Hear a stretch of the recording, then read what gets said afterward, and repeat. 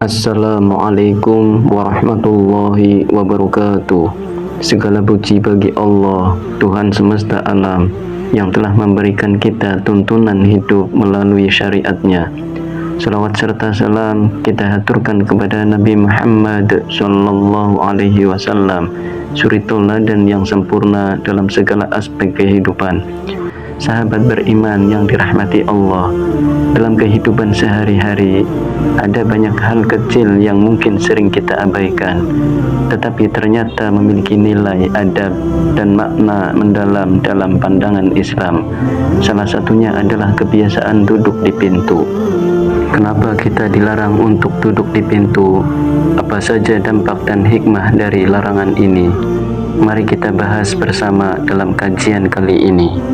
Ada beberapa poin mengapa kita dilarang duduk di pintu. Yang pertama, duduk di pintu menghalangi jalan. Sahabat, dalam Islam kita diajarkan untuk tidak mengganggu orang lain. Rasulullah Shallallahu Alaihi Wasallam bersabda, "Janganlah kalian duduk di jalan-jalan." Para sahabat bertanya, "Wahai Rasulullah, kami tidak bisa meninggalkan tempat itu karena itu adalah tempat kami berbincang-bincang." Beliau bersabda, "Jika kalian harus duduk, maka berikanlah hak jalan." Para sahabat bertanya lagi, "Apa hak jalan itu?" Rasulullah menjawab, "Menundukkan pandangan, menyingkirkan gangguan, menjawab salam, dan amar ma'ruf nahi mungkar." Hadis riwayat Bukhari dan Muslim. Duduk di pintu atau di tempat lalu lalang bisa menghalangi orang yang lewat. Hal ini bisa menimbulkan gangguan, baik secara fisik maupun kenyamanan bagi orang lain. Kemudian yang kedua, pintu sebagai tempat masuknya berkah. Dalam Islam, pintu memiliki makna simbolis sebagai tempat keluar masuknya keberkahan. Ada hadis yang menyebutkan bahwa rumah yang pintunya terbuka lebar menjadi tempat masuknya malaikat rahmah. Duduk di pintu berpotensi menghalangi keberkahan ini.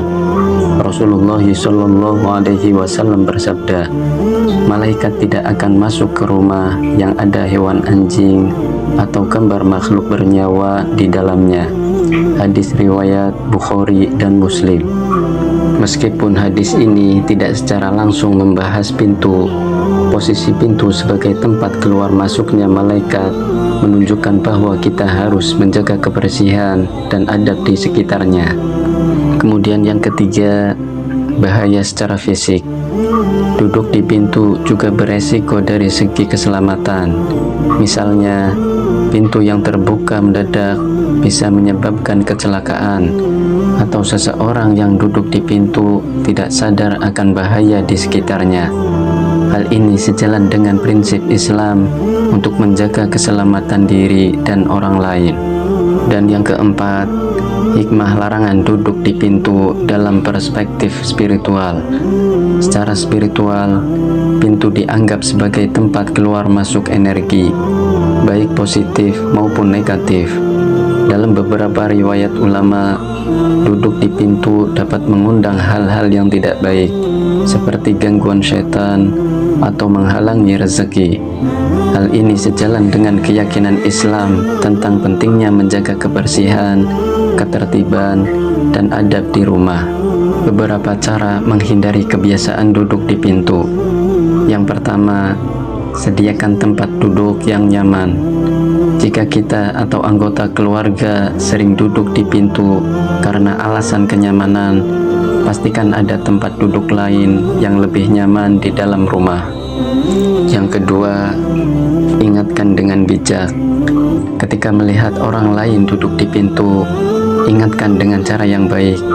Gunakan pendekatan yang lembut dengan memberikan alasan adab dan keselamatan.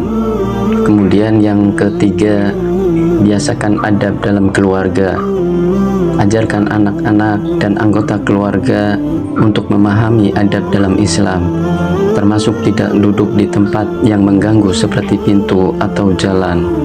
Sahabat yang dirahmati Allah, larangan duduk di pintu bukanlah tanpa alasan. Dalam Islam, segala sesuatu memiliki hikmah, termasuk adab-adab kecil seperti ini.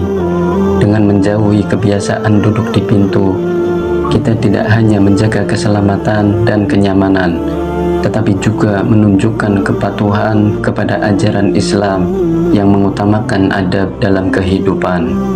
Semoga kita semua senantiasa diberi kemudahan untuk menerapkan adab-adab Islam dalam kehidupan sehari-hari. Amin ya Rabbal Alamin. Terima kasih telah menyaksikan video ini. Semoga video ini memberikan inspirasi dan manfaat bagi kita semua. Jangan lupa untuk like, share, dan subscribe agar tidak ketinggalan konten-konten menarik lainnya. Sampai jumpa di video berikutnya. Wassalamualaikum warahmatullahi wabarakatuh.